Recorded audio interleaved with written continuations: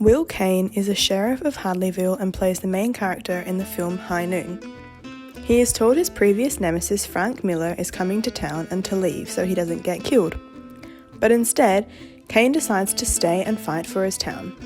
His wife encourages him to leave, but he feels he can't leave this villain up to the people of his town. High Noon is an iconic Western film due to the gunslinger, use of female encouragement, and setting, which is an iconic part of Hollywood Western film genres. In genre films, iconography refers to particular objects, archetypal characters, and even specific actors. An example of this in High Noon is the setting. They are placed in a Wild West town, surrounded by sand and saloons. This was heavily influenced on the after effects of World War II stated by Bazin. During a Western fight, we see the iconic shootout.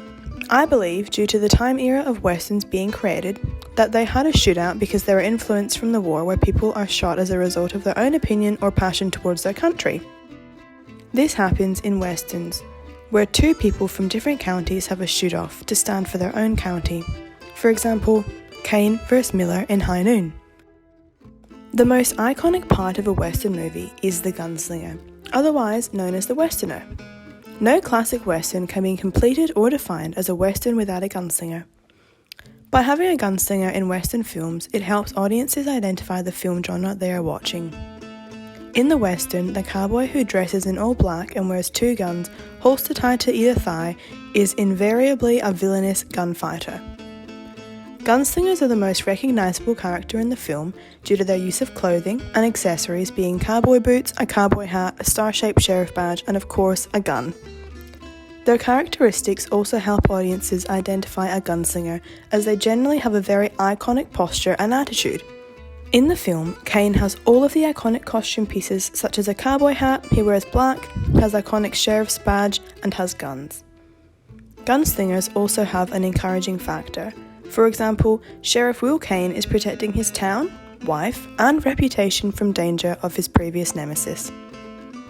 Gunslingers usually become heroes by the end of the film as they fight off the baddies and save the town, which is exactly what Kane did for his town. All of these iconographic features help us identify High Noon as a Western genre film. Another very iconic factor in a typical Western genre is encouragement from a female. In 1952, women were usually used by men instead of treated equally. In High Noon, we see Kane's wife, Amy, who encourages Kane to leave with her as soon as possible so he doesn't get involved in a shootout with his nemesis Frank. But Kane says no as he wants to protect his town, which is what him as the sheriff should do. Amy doesn't believe in violence as a solution, which is why she wants to leave. He decides to stay by himself and fight. As we get closer to the end of the film, Amy returns and we see her holding a gun, which is very unusual to see, especially in that era. I believe this is iconic to the film as it shows women's roles are evolving and becoming more prevalent. Now, we have movies that have female main roles, whereas in the early 1950s we see majority of films with male lead roles. Iconography is clearly used in the film High Noon through the use of setting, the gunslinger, and the female encouragement factor. Iconography is clearly used in the film High Noon through the use of setting, the gunslinger, and the female encouragement factor.